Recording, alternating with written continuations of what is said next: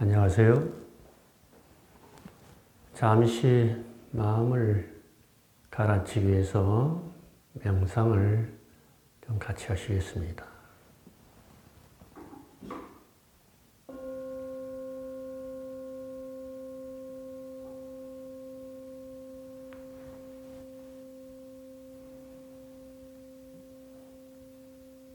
길게 들이마시고 길게 내뿜습니다.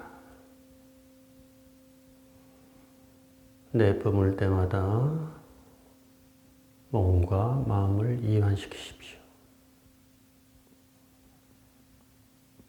이완, 이완. 자연스러운 호흡으로 내쉬는 숨마다 이완합니다. 목과 어깨에 긴장을 푸시고 내쉬는 숨마다 온몸에 긴장을 내려놓습니다. 특히 손과 발, 손가락, 발가락 하나하나에도 긴장을 풉니다.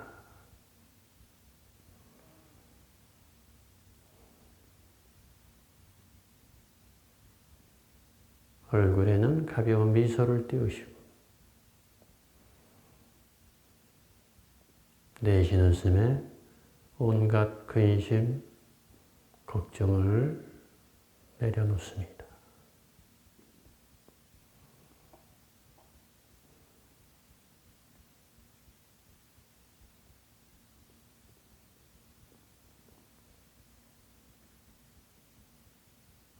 네, 눈을 뜨십시오.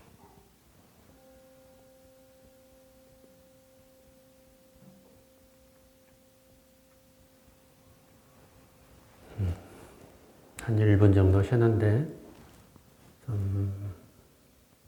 마음이 좀 편안해지셨는지 모르겠습니다. 수시로 이렇게 1, 2분 정도 호흡에 집중하고 내쉬는 숨에 몸과 마음의 긴장을 풀어보는 연습을 습관화하시면 삶에서 스트레스를 극복하는데 상당한 도움을 받습니다. 그렇다고들 합니다. 호흡 명상하는 분들이 이구동성으로 그렇게 반응을 보이셨습니다. 지난 시간에는 무아의 삶을 살펴보았는데요. 이어서 오늘 또 무아의 삶이란 게 무엇인가? 경전상으로는 어떻게 설명을 하고 있나 한번 살펴보겠습니다. 반야심경에서 온이 모두 공함을 비추어 보고 일체의 고통과 장애를 극복했다. 이 구절이 반야심경의 핵심이라고 제가 말씀드렸습니다. 온이 공하다는 이야기는 내가 공하다는 이야기입니다. 공하다는 이야기는 초기불교에서는 무아라고 하였습니다. 영기이기 때문에 무아다. 나라는 것은 몸과 마음으로 구성되는데 마음을 다시 네 가지로 나누어서 수상행식 해서 색수상행식 이 5가지가 실체가 없다 이런 뜻입니다. 그래서 반야심경은 색즉 시공 그랬죠. 수즉 시공, 상즉 시공, 행즉 시공, 식즉 시공.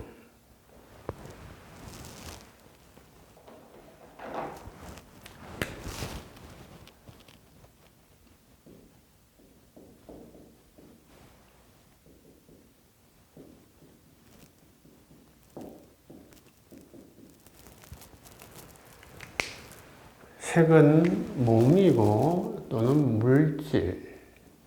물질로 구성된 몸이죠. 수라는 것은 감수작용, 느낌으로 번역이 됩니다. 상은 분별작용, 행은 의지작용, 식은 인식작용, 그래서 이것을 앞에서 명이라고 한다고 그랬습니다.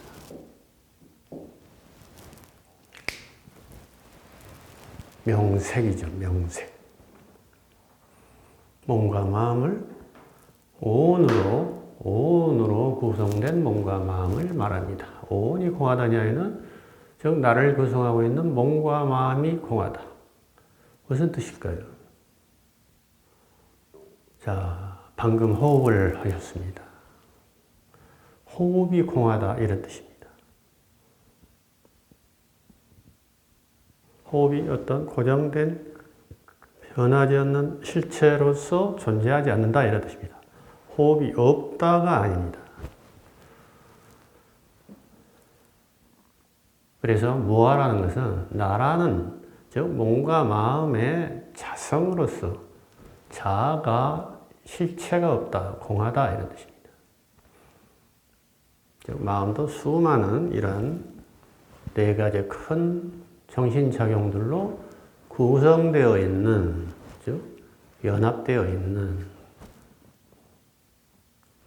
여러 가지 집합체이다. 마음이라고 딱 개별적으로 존재하는 실체가 있는 게 아니다. 그래서 옛날에 달마대사께서 이조 해가선사가 마음이 편치 못합니다. 네 마음을 가져오너라 이렇게 질문을 하셨다 하죠. 그러니까 해가가 아무리 찾아봐도 마음을 찾을 길이 없습니다. 그래 내 마음을 편하게 해놓노라.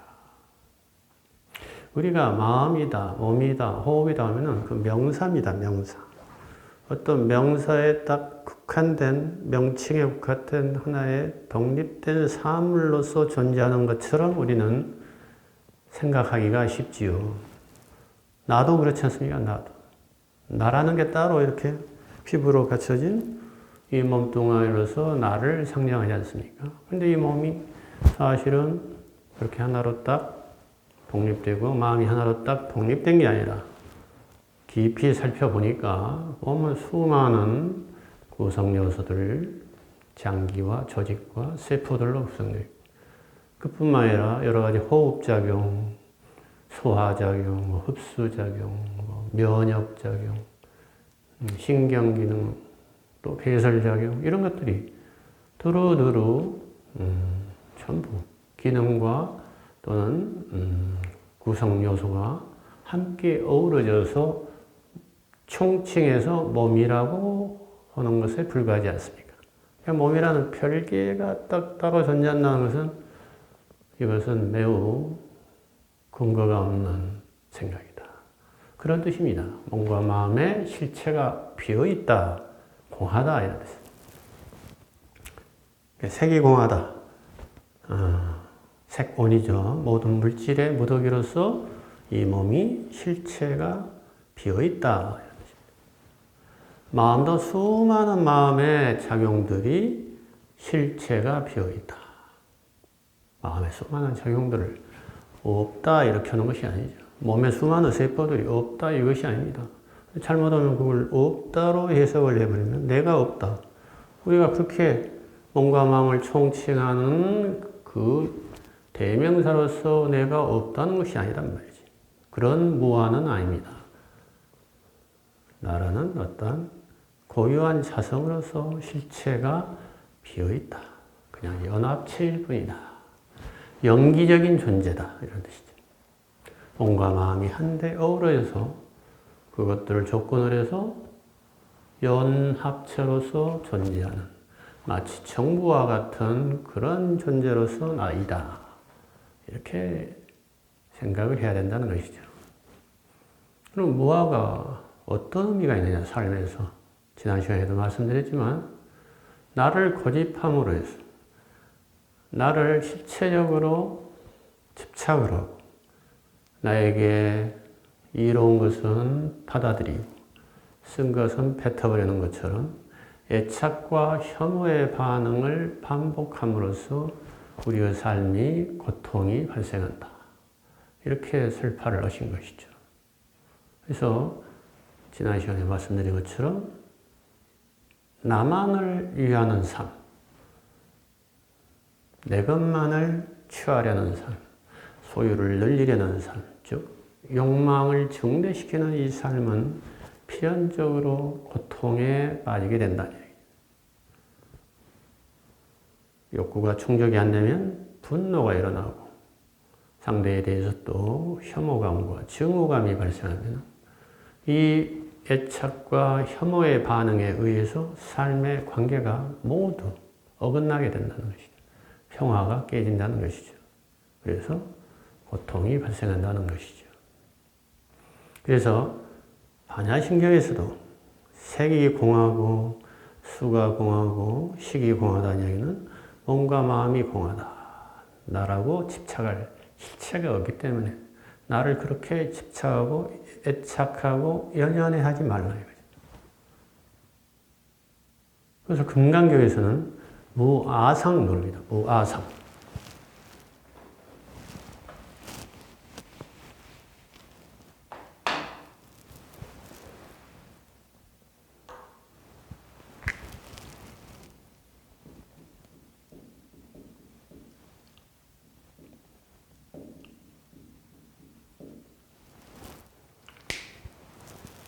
나라는 생각이 없어야 된다. 자아의식입니다. 지난 시간에 말씀드린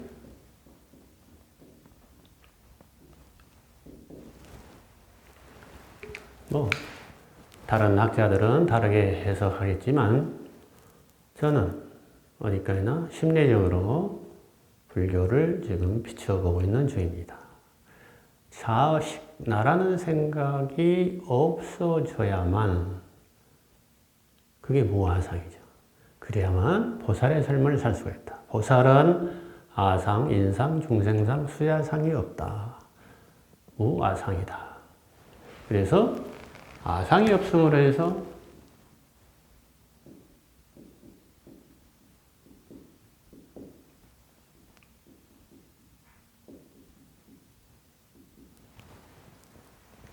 금강경의 사국에 응무소주 이생기심 할 수 있다는 거죠.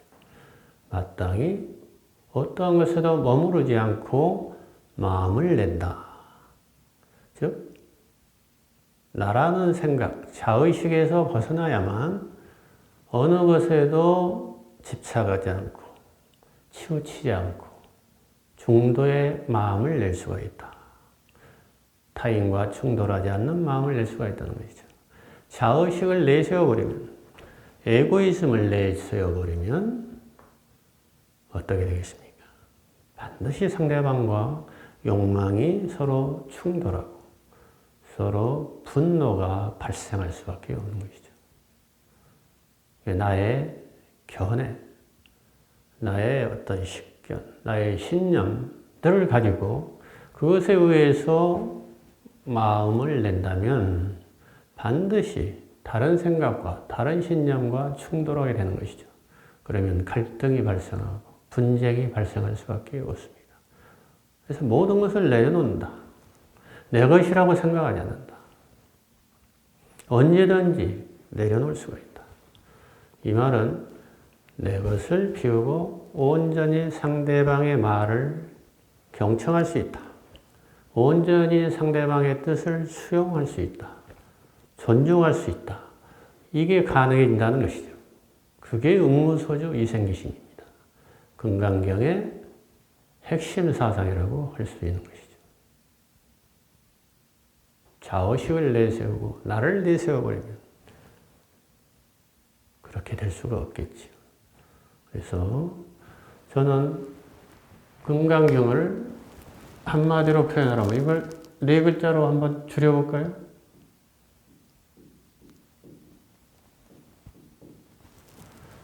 우리가 마음을 쓸 때, 생심, 마음을 쓸 때 뭐죠? 머무르지 않고 마음을 내라. 머무르지 않고 마음을 내는 것. 이게 보살의 삶이다 이거죠. 그러려면은 무아상, 나라는 생각이 없어야 한다. 나를 내세워서는 안 된다. 에고를 비워야 된다. 항상 에고가 문제입니다. 에고를 내세우는 순간 에고의 수많은 분별과 판단과 비교와 평가에 부딪히게 됩니다. 에고의 중요한 기능이죠. 살면서 굉장히 도움이 되는 순기능도 많지만 평가하고 비교하다 보면 어떻게 됩니까? 반드시 불만이 쌓이고 불만족스러우니까 어떻게 되죠? 화를 내게 되고 싸우게 되고 더 가지려 들고 뺏으려 들고 이렇게 발전해 나가는 것이죠. 그래서 이 아상이 없다. 이게 바로 무아죠, 무아. 이게 무아죠, 무아. 자의식이 없다. 나를 내세우지 않는다. 나를 내세우지 않으면, 에고를 내세우지 않으면 불성이 드러난다. 달리 표현하면 우리의 내재에 있는 본연의 빛나고 밝고 순수한 의식이 드러난다. 그래서 자비로워지고 상대방 아픔에 같이 아파하는 연민, 대비심이 같이 일어나는 거죠. 그래서 동체 대비가 되는 거죠. 나를 내세우면 상대방과 간격이 있어서 동체가 되기가 어렵지만 나를 내려놔버리면 이 세상과 하나가 되는 것이죠. 상대방과 하나가 되고 이 세상 주변을 둘러싸고는 자연과 하나가 되고 좀 더 크게 말하면 우주 전체와 하나가 되는 그런 마음 상태가 된다는 얘기예요. 얼마나 소중한 사상입니까?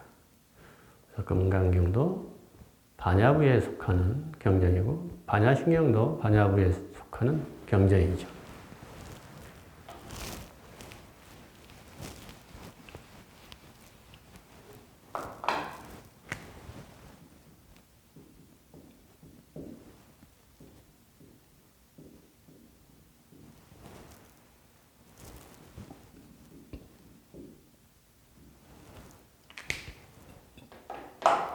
반야는 빤야라는 범어를 음사, 소리 나는 대로 번역한 게 반야고 뜻으로 번역하면 지혜입니다. 지혜. 부처님의 지혜. 우리 모두가 갖춰져 있지만 무명의 어둠에 가려져서 드러나지 못하고 있는 부처님과 같은 지혜. 그 지혜를 얻기 위해서 반야신경의 반야바라미를 수행한다. 반야바라미를 수행한다는 것은 곧 몸과 마음을 깊이 항상 지켜본다는 것이죠.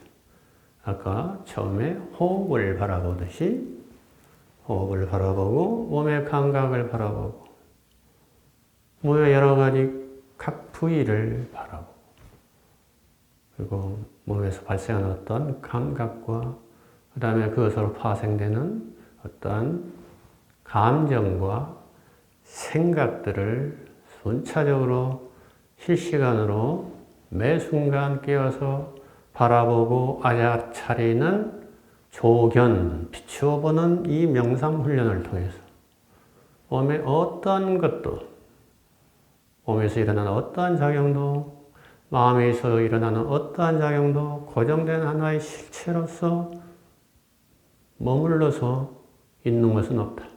모두 흘러가고 생멸을 거듭하고 변화한다. 무상하다.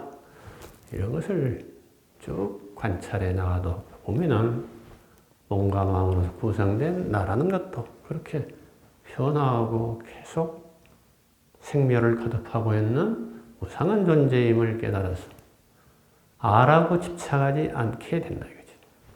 그래서 아상을 드러내지 않고 아상을 견고하게 세우지 않는다는 얘기죠. 나라는 견해를 강력하게 가지고 있는 한 우리는 나를 충족시키기 위해서 몸과 마음의 모든 욕구를 충족시키기 위해서 언제나 허덕여야만 되는 것이죠. 금강경이나 반야심경이나 초기불교의 영기사상은 모두 하나이다. 이렇게 말씀드릴 수 있겠습니다. 감사합니다.